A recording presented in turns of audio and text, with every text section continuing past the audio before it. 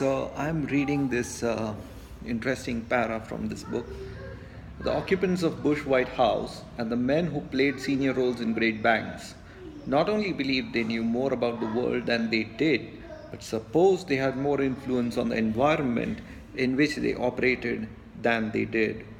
They imagined they could reconstruct the Middle East on the basis of an American model of lightly regulated capitalism and liberal democracy.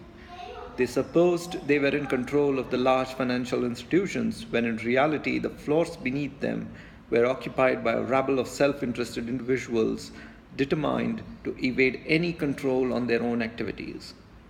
What would a politician or banker thinking obliquely have done instead? To understand the obliquity requires perceiving that the answer to the question is to present not an alternative solution but an alternative way of thinking. The alternative to rebuilding Paris to Corbusier's crazed design was not to rebuild Paris according to some other grand design, but rather to grasp that Paris would develop, as it has for centuries, through a process of constant adaptation. Very impressive. Most construction survives almost a few generations, but Notre Dame, 2 centuries in the building, remains magnificent 700 years later. The Eiffel Tower, intended as a temporary structure, has been the city's most distinctive landmark over a century. The Gare d'Orsay regains relevance in an entirely different function as Musée d'Orsay. Paris grew by muddling through, Brasilia by design. Paris is a great city, Brasilia is not. The same thing can be said about Canberra. I think you can read Bill Bryson's Down Under book. It's a very fascinating description of Canberra. The next thing he's talking about, the direct approach to problem solving requires us to know the method of solution before we start. Even if such a method is possible, it's often inefficient. The computer solves Sudoku problems, but in a laborious way. Iteration and experience leads us to the best principles of analysis. In Obliquity, we learn about the structure of a problem by the process of solving it. Clean's paramedics and firefighters became competent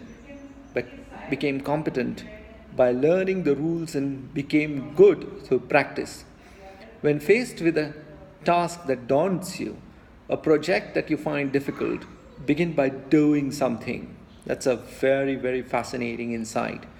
When faced with a task that daunts you, a project that you find difficult, begin by doing something. You will muddle through and you will end up in a good place. Choose a small component that seems potentially relevant to the task. While it seems to make sense to plan everything before you start, mostly you can't. Objectives are not clearly enough defined. The nature of problem keeps shifting. It's too complex and you lack sufficient information. I can attest to that in the case of investments. It's very, very interesting to start investing. You can't learn and you can't plan from theory and models. Let me be absolutely clear about that. Very, very fascinating. The direct approach is simply impossible. Every writer has experience of sitting at a blank page waiting for inspiration. The wait is often lengthy. Get it down. That is how this book was written. It couldn't have been done in any other way. Only an oblique approach would have worked. The foresters of National Park Service learned how to manage their forest through trial and error. But that trial and error was not a random process, nor was it undirected reaction to events. The foresters learned through a process of adaptation, aided by simulations from computer modeling. They use these models as any such model should be used, not to make decisions or to predict the future, but to understand better the complex systems they were dealing with. The models aided the practiced judgments of Forrester but did not replace it. Absolutely essential. Good decision making is pragmatic and eclectic. Oblique approaches rely on a toolkit of models and narratives rather than any simple or single account. To fit the world into a single model or narrative fails to acknowledge the universality of uncertainty and complexity. The reputation of financial economics has never recovered from the blow of the virtual collapse of long term capital management, a sophisticated practitioner of risk models outlined in chapter 12, and the involvement of two Nobel Prize winners, Robert C. Merton and Myron Scholes.